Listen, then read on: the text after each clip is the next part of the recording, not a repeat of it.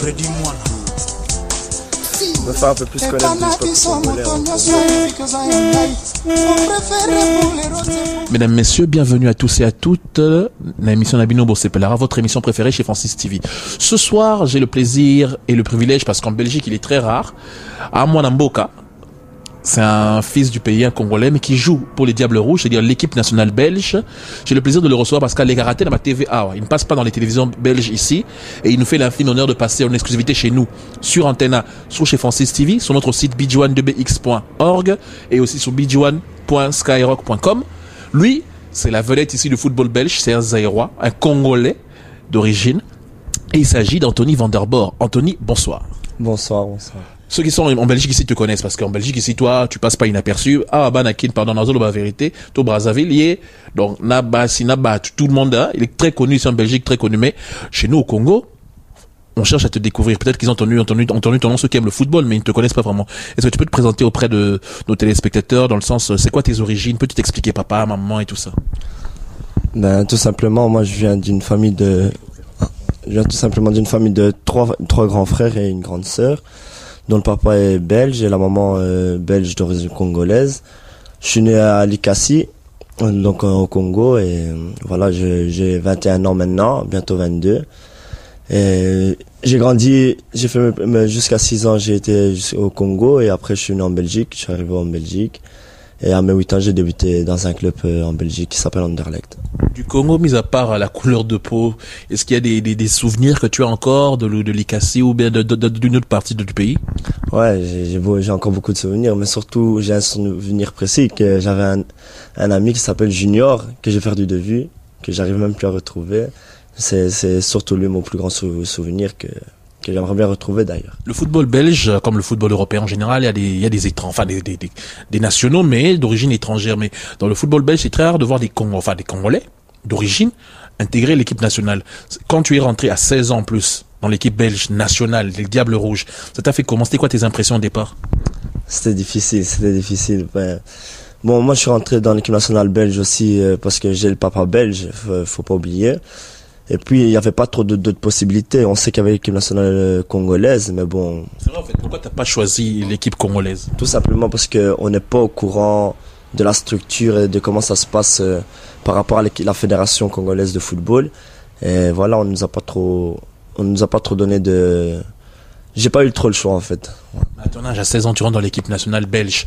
Surtout toi qui es congolais d'origine, ça t'a pas trop impressionné de jouer avec les pros, ceux que tu voyais à la télévision, même un peu plus jeune, parce que quand même c'est 16 ans. Ouais, mais on n'est pas impressionné parce que j'avais 16 ans, mais c'était depuis mes 15 ans que je m'entraînais déjà avec les pros Anderlecht. J'avais quand même des bons joueurs et tout ça. Il y avait, par exemple, comme Aruna Dindan et tout ça, l'Ivoirien, et Ivica Mornar, le Croate, qui avait des talents pour aller jouer dans les grands championnats étrangers. Et j'ai pas été tout impressionné, j'ai juste appris avec eux à avoir le rythme et à me forger un caractère et tout ça pour y arriver. Si il y a Belgique RDC, tu risques de jouer contre lui même si tu as dit que tu jouerais pas.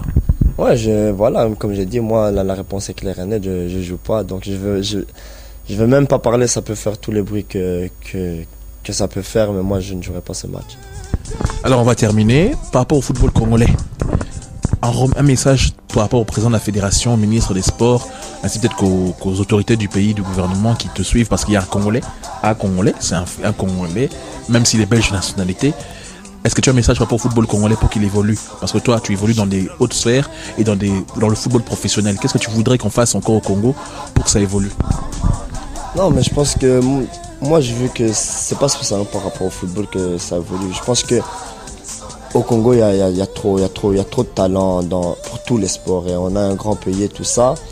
Et il faut que les gens se rendent compte que à travers le sport, on peut faire quelque chose même pour que le pays aille bien et tout ça.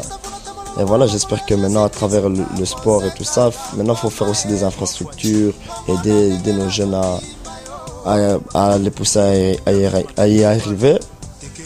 Et voilà, donc après, je pense qu'à travers le sport, et que si on se donne la mentalité, la motivation, le budget aussi, parce qu'on sait que sans argent, on peut rien faire. Donc voilà, j'espère qu'à travers tout ça, on peut faire quelque chose de bien au Congo. Il y a trop de bonnes choses qu'on laisse passer comme ça, parce qu'on est trop trop relax, on va dire. Je sais que tu n'as que 21 ans, mais toi, tu as dit tout à l'heure, tu avais un projet, mais tu ne veux pas le révéler. Mais tu aideras un jour le football congolais à évoluer, à pousser de l'avant, parce qu'on est champion. Je signale que les locaux sont champions d'Afrique en titre. Il n'y a pas très longtemps ici. Voilà, c'est ça qui prouve aussi qu'il y a quelque chose dans notre pays. Que voilà, les locaux ils ont fait quelque chose de fantastique. Et voilà, on est vraiment contents. On ne s'imaginait pas ça. En plus, dans les conditions où ils ont gagné ça, on sait que ça a été très très difficile. Et c'est ça qui prouve aussi qu'il y a quelque chose dans ce pays. Et il faut continuer à les aider et tout ça. Maintenant, par rapport à mon projet, comme j'ai dit, je ne veux pas trop en parler parce que c'est un projet que j'y tiens à cœur et que je veux que ce soit vraiment mon projet à moi. Mais c'est pour vraiment aider les jeunes Congolais qui y arrivent.